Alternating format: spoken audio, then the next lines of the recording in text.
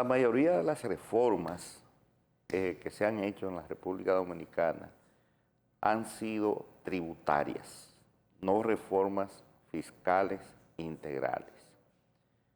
Una reforma tributaria toca específicamente uno de los componentes de la ecuación. La ecuación es ingresos y gastos.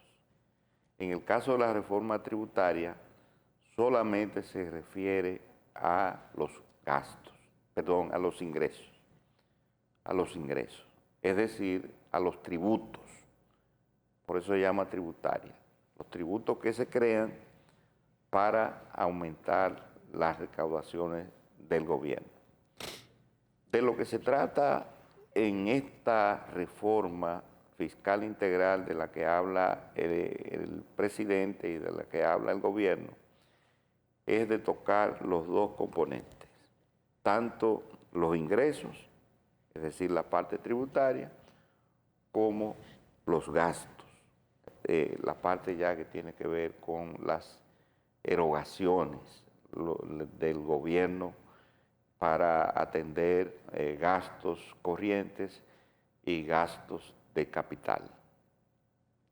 Entonces, eso es lo primero que tenemos que entender, que en este caso el gobierno tendría que revisarse y muchos analistas plantean que esas partidas de gastos, antes que atender los tributos existentes y los que pudieran crearse, los nuevos, hay que ver qué está pasando con esos gastos del gobierno en cada uno de sus renglones. Por ejemplo, en la parte de gastos hay para usar una palabrita que Philpo usó ahorita, hay una asimetría entre gastos corrientes y gastos de capital.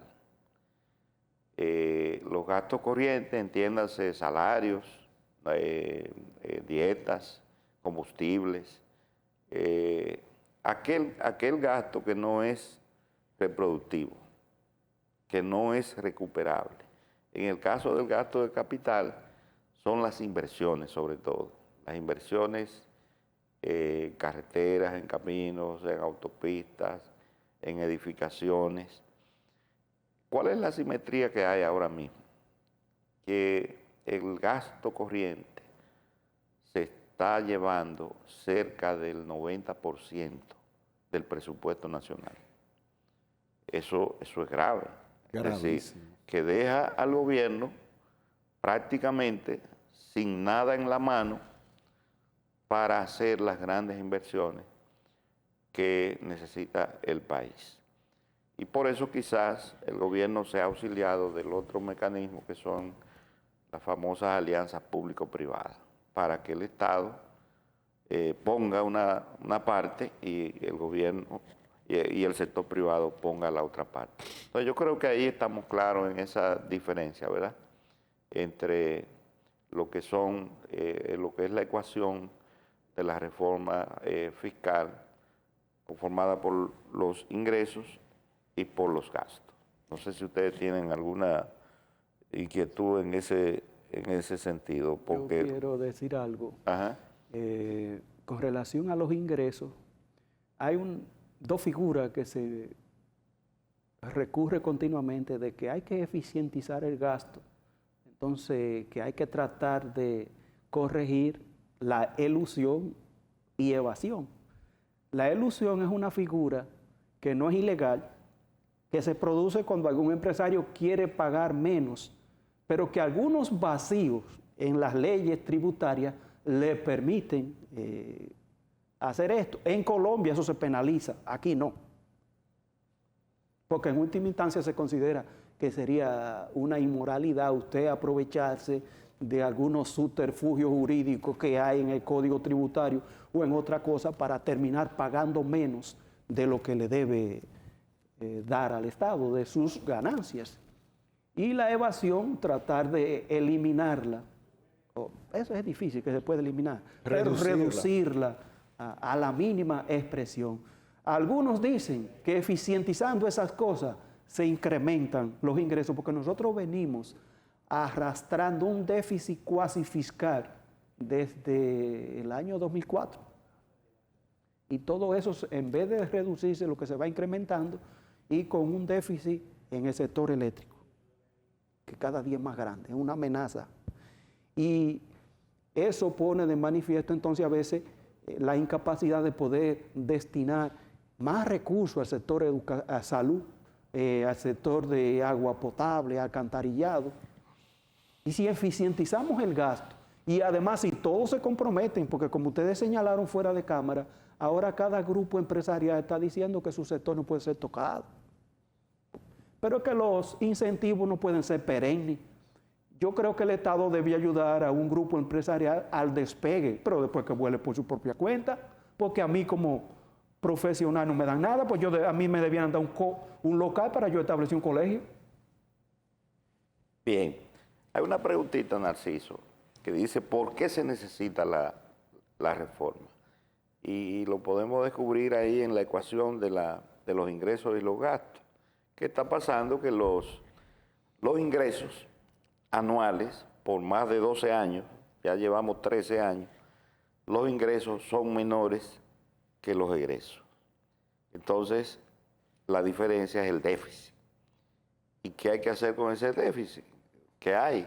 Hay que buscarlo fuera. Hay que recurrir a los préstamos. Hay que recurrir a los préstamos, al endeudamiento, tanto externo como interno, porque hay a lo que se refería Filpo, que era la deuda cuasi fiscal, que en algún programa vamos a explicarlo con más detalle, era a una deuda interna que venimos acumulando porque el Banco Central asumió la deuda de los depositantes en la crisis bancaria del 2003-2004 y ha tenido que estar resarciendo y pagando, pero además el Banco Central se ha metido en el negocio financiero porque ha venido colocando o desmonetizando a través de certificados financieros dinero del público, y eso ha ido sumándose y acumulándose en lo que se denomina la deuda cuasi fiscal. Incluso los dineros de la AFP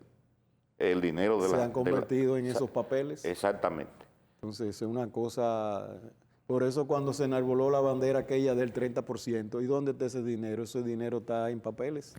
Exactamente. Porque se está usando.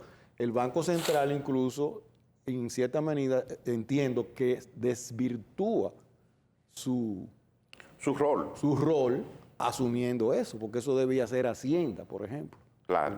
Pero, dada la característica y la complejidad en este país, no quedó otra forma que el Banco Central lo asumiera. Entonces ya sabemos por qué es necesaria la reforma. Hay una diferencia entre ingresos y gastos que lleva ya 13 años en el país de forma continua. Hay un desbalance, hay un desequilibrio presupuestario en el gobierno, y los recursos que faltan hay que buscarlos prestados. Sí. Danilo no la quiso hacer, la reforma. Luis no la pudo hacer por la coyuntura que había de la pandemia, la guerra y otra cuestión. La pandemia lo echó todo atrás, porque hasta el mismo programa de gobierno hubo que dejarlo a un lado para enfrentar lo que estaba ahí, que era la pandemia. Exacto. Pero yo veo un elemento muy interesante en la motivación de la propuesta. ¿Cuál es? ¿Cómo se están usando el gasto? Antes todo se quedaba en el Distrito Nacional y la provincia de Santo Domingo.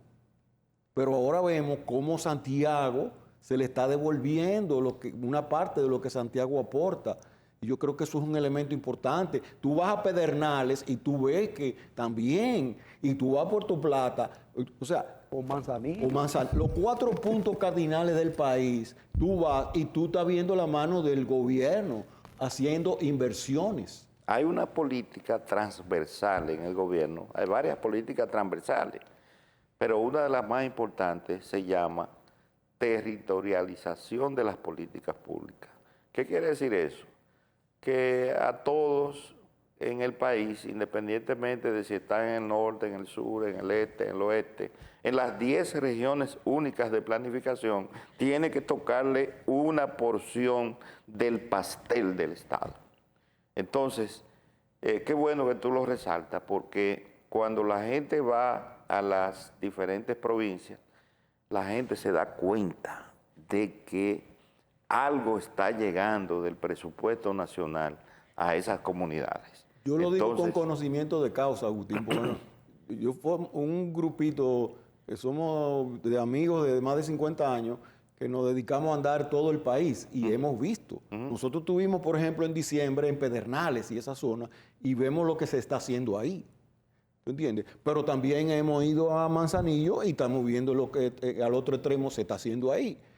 Vamos a Puerto Plata, o sea, por donde quiera que hemos estado, hemos visto que no todo no se quedaba en la capital. Entonces, eso es lo que se llama territorialización de las políticas públicas. Un principio transversal en el programa de gobierno, y que tú sabes quién es el padre ideológico de esa idea. El artífice. ¿Cómo? El artífice. El artífice de esa política pública. Señores, vamos a tener que seguir hablando porque faltaron varias cosas. Y lo que Firpo señaló de la ilusión y la evasión hay que explicarlo muy bien.